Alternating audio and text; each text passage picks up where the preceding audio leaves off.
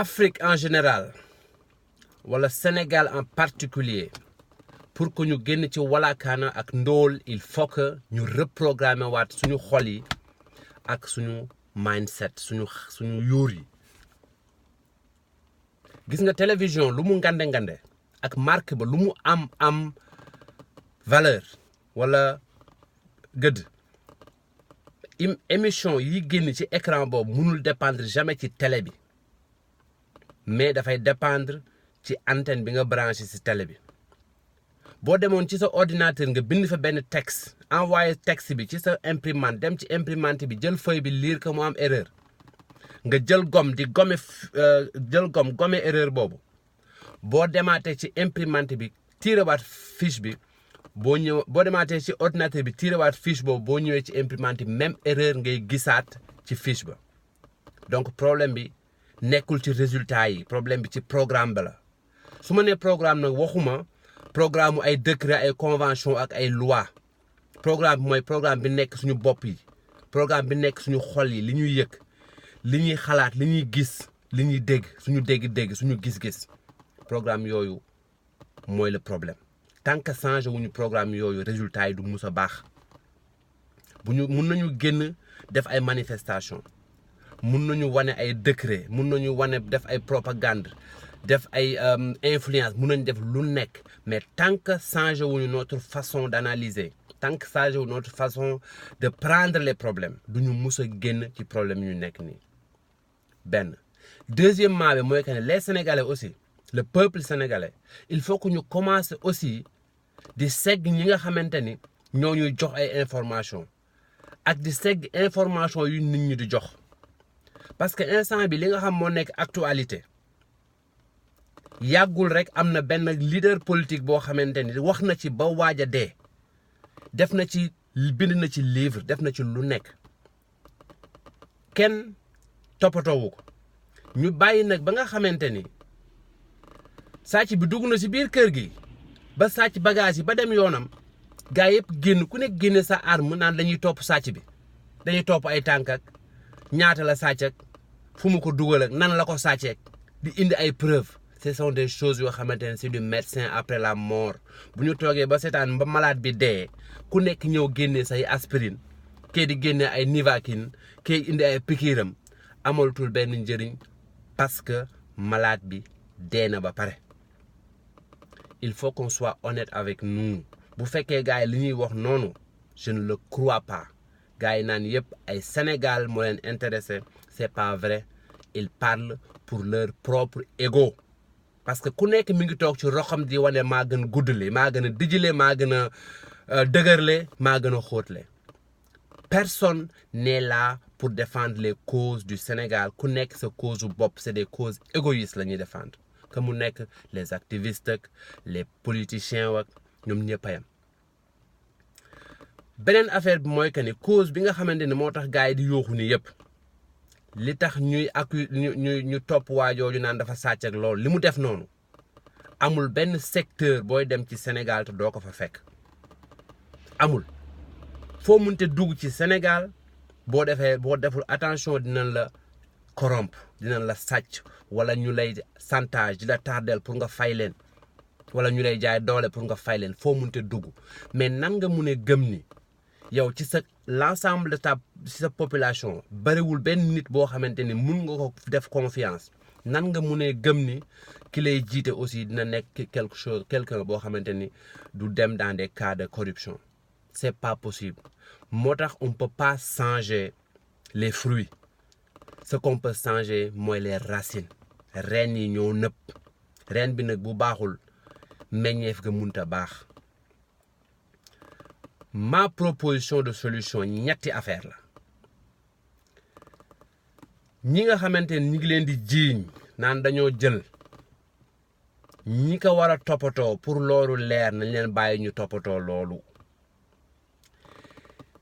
li nga xamante ni moo fa des bu fekkee des na il faut que gars yi waxtaan tous ces journalistes là ak tous ces activistes ak tous ces opposants ak tous ces politiciens ak bépp sénégalais boo xamante ne intéressé na lañu ubbi benn débat sur la question naka la ñuy def ba le reste des ressources naturelles ñu mun ko gérer pour que mu mun a amal Sénégal ak sénégalais yi njëriñ juste une question gars yi waxtaan ci loolu ku bëgg génn thème boobu ñu génne la ci waxtaan bi. troisièmement bi mooy troisième solution bu may proposer mooy naka la ñuy def pour sécuriser kër gi ba nga xamante ni sàcc bu ñëwatee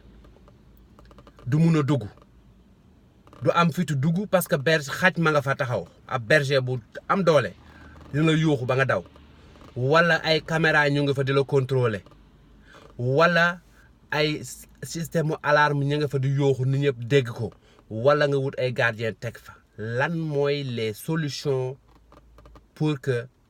erreur bi nga xamante ne def nañ ko parce que erreur bi c'est pas les dirigeants mais c'est tout le peuple sénégalais ñoo ko def ñoo seetaan mais ban solution la ñuy wut pour que erreur bi bañ a amati.